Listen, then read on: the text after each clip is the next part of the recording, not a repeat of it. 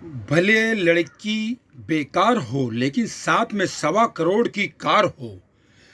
चल रही कमला, पड़ोस की सब औरतें सरोज की नई नवेली बहू के मुंह दिखाई के लिए जा रही हैं। चल हम दोनों भी देख आए कि नई बहू क्या क्या लाई है अपने साथ में। सुशीला जी ने अपनी बहू कमला से कहा, आई मम्मी जी, बस छोटू के कपड़े बदल कर आ रही हूँ। थोड़ी देर बाद सब मोहल्ले की औरतें इकट्ठी होकर सरोज जी के घर की तरफ चल पड़ी। सरोज जी एक आलीशान कोठी में रहती हैं।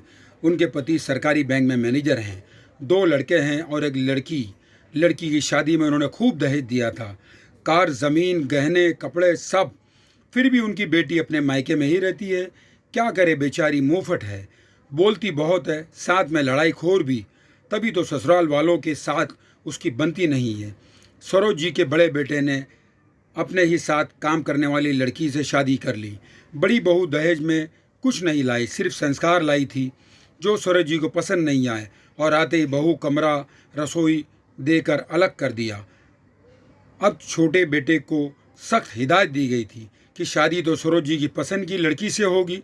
सरोज जी का मानना है कि भले लड़की बेकार हो लेकिन दहेज में 1.25 करोड़ की कार हो। अब हुआ भी ऐसा ही है।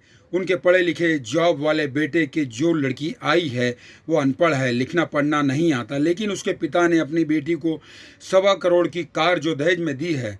अब सब मोहल्ले की औरतों को बहू देखने की लालसा है कि देख कर आए कि सुशीला जी की बहू कैसी है। जब सब उनके घर पहुंचे तो देखा छोटी बहू तो दोपहर के 2 बजे नाइटी में आराम से बिस्तर पर बैठी खाना खा रही है, और सरोज जी हाथ में झाड़ू लिए घर की सफाई कर रही हैं, और उनकी बेटी रसोई में खाना बना रही है। हम सबको देखते ही सरोज जी बोली, मैं तो आज ही काम कर रही हूँ। लेकिन अपनी आंखों से देखकर औरतें समझ गई कि सरोज जी दिखावा कर रही हैं, बनावटी हंसी है। उनके ऐसी हालत को देखकर अब सभी औरतों को भी समझ में आ ही गया था कि बहू वही अच्छी है जो दहेज में धन दौलत के साथ नहीं, संस्कारों के साथ आती है। वो नहीं जो भले बेकार हो लेकिन साथ में कार लाई है।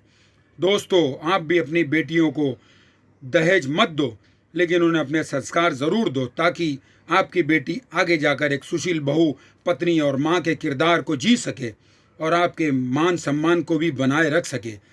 Thanks for watching.